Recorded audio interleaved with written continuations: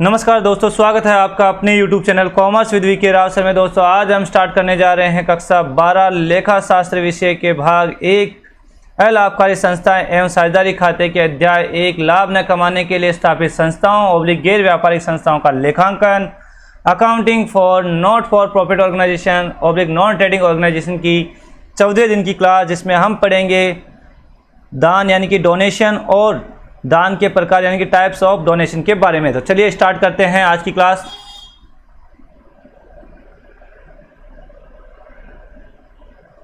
Donation या दान। लाभ न कमाने वाली संस्थाओं के लिए दान एक महत्वपूर्ण प्राप्ति की मद है।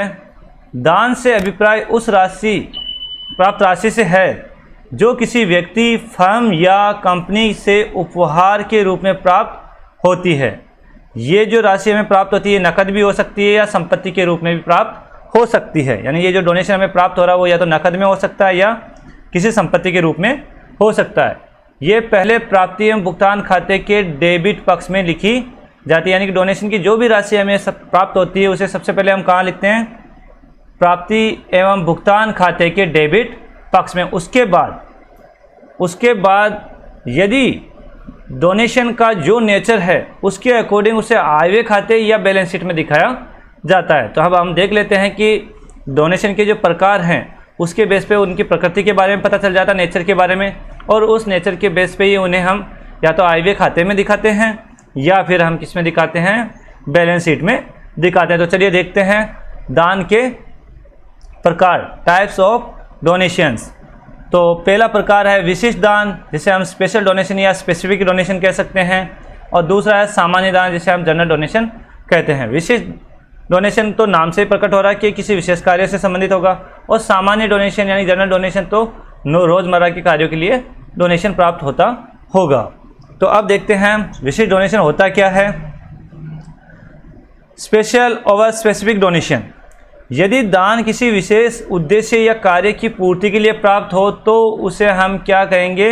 विशिष्ट दान कहेंगे। जैसे कॉलेज के निर्माण के लिए यदि डोनेशन प्राप्त हुआ तो उसे कॉलेज के निर्माण के लिए ही खर्च किया जाएगा, अतः ये विशेष डोनेशन है।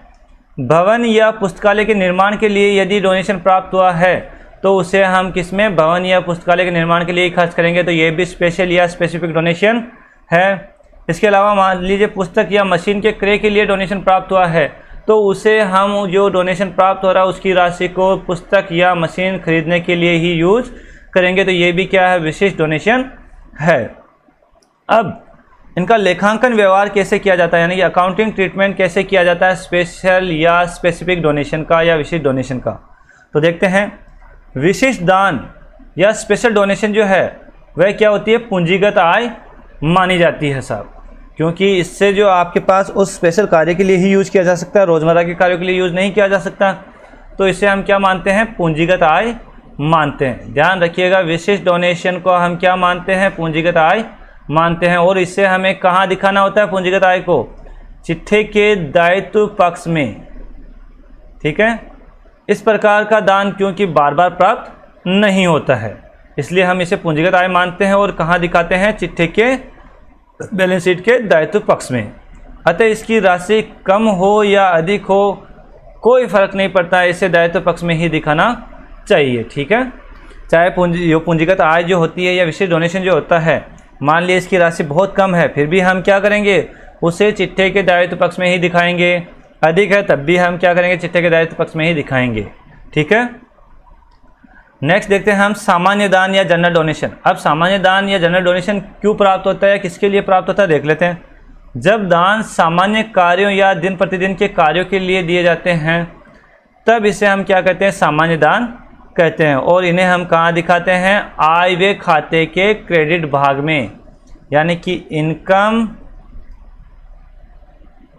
एंड एक्सपेंडिचर्स अकाउंट के क्रेडिट साइड में हम इसे दिखाते हैं। अब हम देख लेते हैं कि इनका लेखांकन व्यवहार कैसे करते हैं, सामान्य या जनरल डोनेशन का, अकाउंटिंग ट्रीटमेंट का। तो इसका जो जनरल डोनेशन का जो लेखांकन व्यवहार किया जाता है वो 2 कंडीशन होती है इसकी नॉर्मली। वो आप पे डिपेंड करता है कि अगर आप उसे क्लेरिफाई कर पाते हो तो ठीक है, अदरवाइज उसे आप सामान्य डोनेशन को आप आय व्यय खाते में ही दिखा सकते हो, लेकिन फिर भी आपको एक बार मोटे मोटे रूप में बता देता हूँ कि इसका 2 तरीके से अकाउंटिंग ट्रीटमेंट किया जाता है। पहला, यदि सामान्य दान की राशि बहुत कम है, यानी general donation of small amount, तब हम क्या करते हैं, इसे आयगत प्राप्ति मानते हैं और आयव्यय खाते के आय यानी इनकम साइड में अर्थात क्रेडिट भाग में दिखाया जाता है। परंतु विशेष दान की राशि भले कम हो या अधिक हो, वो तो मैंने पहले ही बता दिया, क्योंकि वो पूंजीगत आय मानी जाती है, तो उसे हम चिट्ठे के दायित्व पक्ष में ही दिखाते हैं। ठीक है, अब ये तो पहली आपने कंडीशन देख ली सामान्य डोनेशन की, कि राशि अगर कम है तो उसे हम आयगत मानते हुए आयव्यय खाते के क्रेडिट पक्ष में या इनकम पक्ष में दिखाते हैं। अब दूसरा देखते हैं, यदि सामान्य दान की राशि बड़ी या अधिक है, ठीक है, general donation of big over large amount, तो हम क्या करते हैं, उसे चिट्ठे के दायित्व पक्ष में दिखाते हैं, क्योंकि दान की बड़ी राशि क्या होती है, बार बार प्राप्त नहीं होती है साहब। इस वजह से हम सामान्य दान को भी क्या है कि उसकी अगर बिग अमाउंट है, बड़ी अमाउंट है, ठीक है, तो उसे हम क्या करते हैं, चिट्ठे के दायित्व पक्ष में दिखा देते हैं।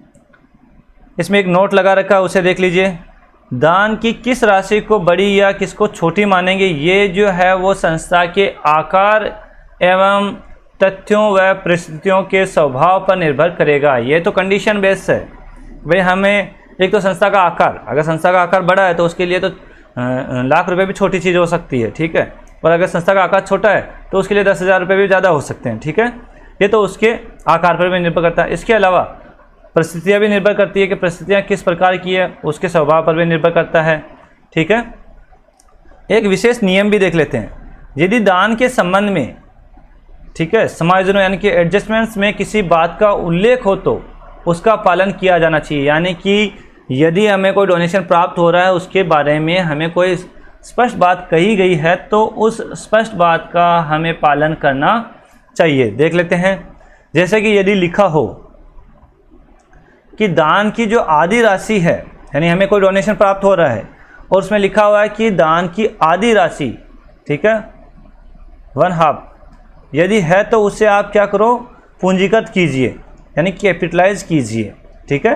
तो अगर पूंजीगत जहां आ जाता है तो उसे हमें कहाँ दिखाना है, चिट्ठे के दायित्व पक्ष में, ठीक है। अगर ऐसा लिखा है कि दान की आधी राशि को पूंजीगत कीजिए, तब क्या करेंगे, दान की आधी राशि तो हम कहाँ दिखा देंगे, आयव्यय खाते के क्रेडिट पक्ष में, और जो पूंजीगत की गई है उसे हम कहाँ दिखाएंगे, चिट्ठे के दायित्व पक्ष में, ठीक है।